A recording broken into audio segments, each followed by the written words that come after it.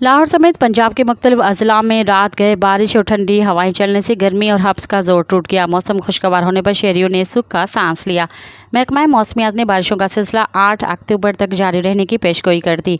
लाहौर समेत पंजाब भर में खुश्क मौसम के बायस गर्मी और हब्स का सिलसिला जारी था। गुज़िश्ता रात काले बादलों ने आसमान को अपने लपेट में ले लिया। ठंडी हवाओं ने दर्जा हरारत में मजीद कमी पैदा कर दी तो गर्मी और हब्स के सताए हुए शहरियों ने सुख का सांस लिया। महकमा मौसमियात के मुताबिक लाहौर और पंजाब के मुख्तलिफ अजला में 8 अक्टूबर तक बारिश के इम्कानात हैं। हवा में नमी का तनासब कम होने से दिन की निस्बत रातें ज़्यादा ठंडी होने लगी हैं, जो मौसम सरमा की आमद की इतला है। मज़ीद ख़बरन ऐं तफ़सीलात लाइ विज़िट कयो असांजी वेबसाइट www.awamiNewsHD.com ऐं ॾिसंदा रहो अवामी न्यूज़ HD।